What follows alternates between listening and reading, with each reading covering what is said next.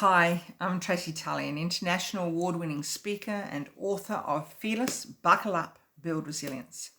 School principal turned whistleblower, rodeo rider, racehorse strapper and beautician, always with a refreshing outlook on life. I say, turn off the safety switch and take charge of your insecurities.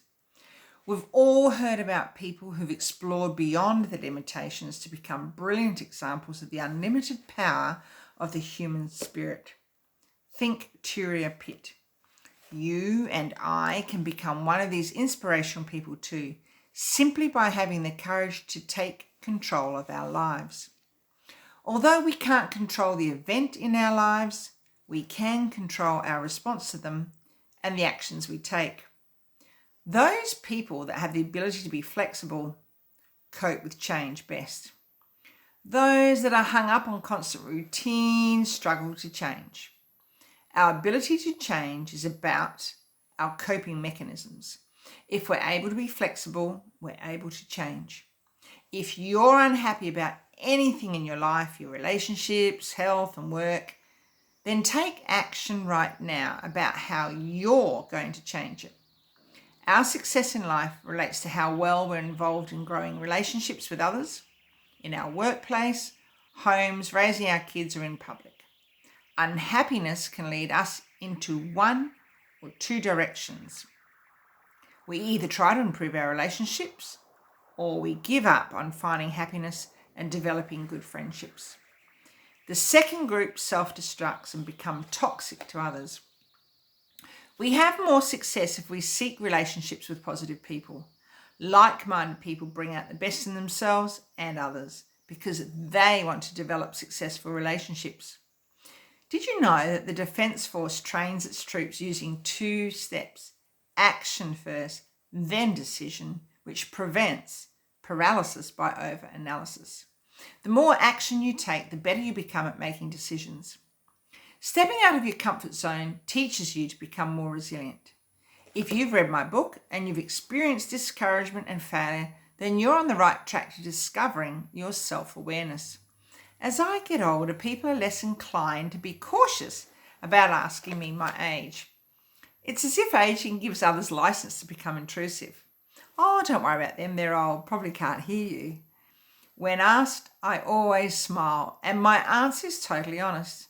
I say, I'm forever juvenile. It has the desired effect. It's a real conversation stopper. Self-awareness allows you to have clear insight into your strengths, your weaknesses, personality, and emotions. Developing our self-awareness gives us the ability to learn more about ourselves. Hands up if anyone here has been caught out talking to themselves. Did you learn a lot? The more we learn about ourselves, the more we understand what we can achieve in our lives. We must take personal responsibility for our change. No one can program us. So where do you find your self-awareness, I hear you ask? Too often, it's the most terrifying challenges in life that provide us with the greatest growth, biggest inspiration, and extreme experiences. You must take risks in your life and your career to succeed. Feeling fear is not a bad thing. It forces you to appreciate and understand different situations and experiences, helping you to either cope with them again and again or not.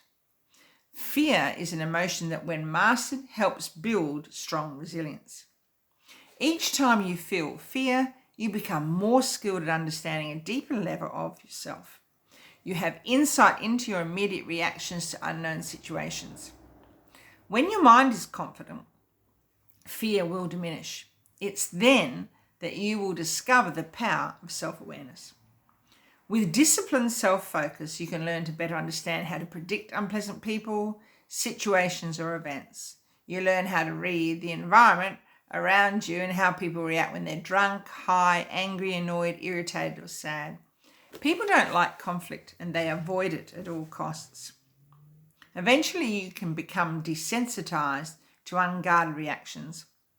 You don't need to climb a mountain or sit in a cave or fast for 2 weeks to find yourself. You can learn the strategies that will help you analyze your personality, actions, and behaviors right here in my book. Ultimately, this will help you better prepare for a variety of situations in life. It gives you greater confidence. When your confidence and self-esteem are strengthened, you'll find you're able to make good decisions. When you start to master your self-awareness, you have greater ability to prioritize tasks. By mastering focused prioritizing, you start to become more disciplined in your habits and how you live. A well-developed sense of self-awareness empowers you to delegate to others with ease. It enables clarity and cuts through all the noise. Once you've mastered this, you'll develop a reflective attitude. So, how do we learn to change? There's 3 core beliefs.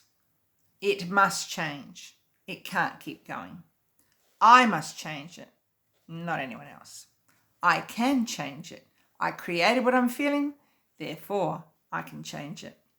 It's important to know, how do we make change happen? Change happens in our nervous system. It happens when we alter the sensations linked to an experience. The feelings, senses, perceptions, awareness, and consciousness. What drives our behavior is called gut reaction. It's not rational thinking. You may love eating chocolate. You know it's not really good for you, but you still eat it. Why? Because you're not driven by logical thinking. You're driven by what you've learned from pain and pleasure, which is linked to our nervous system. Neuro associations determine what we will do. Remember our prehistoric caveman reactions? It's called fight or flight. That's just our nervous system telling us to run from danger or fight to protect what we love most. When we try to change our habits like weight loss, other people fail to break their bad eating habits. This is because we get sucked right into addressing the symptoms of the problem, like eating too much, so we diet and stop eating everything we love and adore. If we don't eliminate the cause of the problem rather than the problem itself, our weight increases, so we have a seesaw effect of the scales going up and down. I often speak to people who tell me their number one problem in life is organising themselves daily because they struggle with changing the way they've always done things. During these discussions, they don't have just one problem. They have many problems they need to solve, and they feel so overwhelmed by it. I find that my goals change as I achieve them. Immediately after graduating from school, my husband told both our kids they needed to spend time working in a pub. This experience is important for a young person about to enter the volatile world of pubbing and clubbing. On their first day, the publican took them to the front door and asked them to take a good look at the customers sitting at the bar. He proceeded to tell them about the importance of carefully watching people, what they were doing and how they behaved, and to observe the various personality traits and habits of people. Belle and Sam would come home from work regaling us with hilarious stories of customers and their antics. But the lesson wasn't lost on them, and they are better people for their time spent behind the bar. Serving rather than at the bar, drinking. Good hint for all mums and dads there. Remember, try new things to grow your confidence. This builds your resilience, which empowers you to cope with change. The more change you can deal with, the more fun you will have in life. Thanks for listening to me.